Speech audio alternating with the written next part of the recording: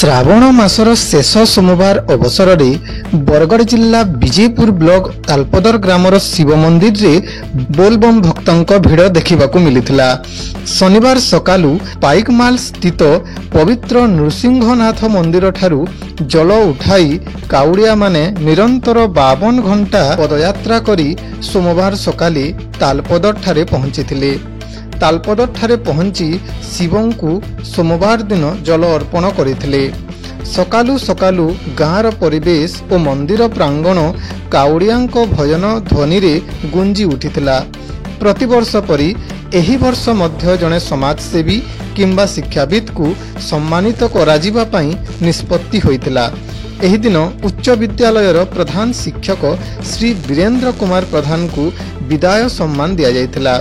से 4 वर्ष धरी शिक्षक भावे सेवा जोगाई अंचलर शिक्षार विकास सारथी साजिथिले।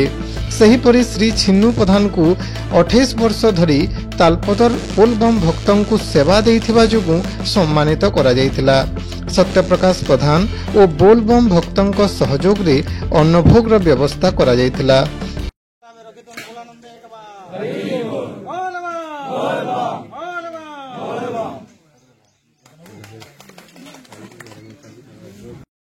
एक महान व्यक्तित्व एही अवसर रे उपस्थित रही बोलबम भक्त मानंकु आप्यायित करिथिले।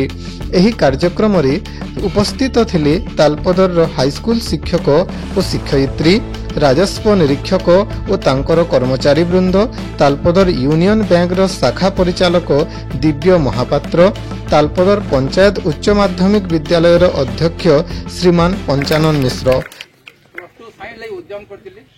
जिन समय आपण डिग्री कॉलेज ओपनिंग लगे आरंभ चेष्टा करते से समय मुझे +2 फाइन के खुलवा बोल चेष्टा करी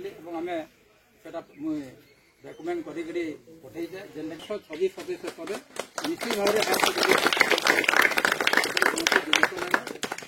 डिग्री कॉलेज ओपनिंग परमिशन लगे जोगाजोग चलती समस्त सहित मुझे जड़ित है कथबार्ता ये तालपदर हायर सेकेंडरी स्कूल साइंस भी होगा और डिग्री कॉलेज ओपनिंग परमिशन भी होगा ये आशा।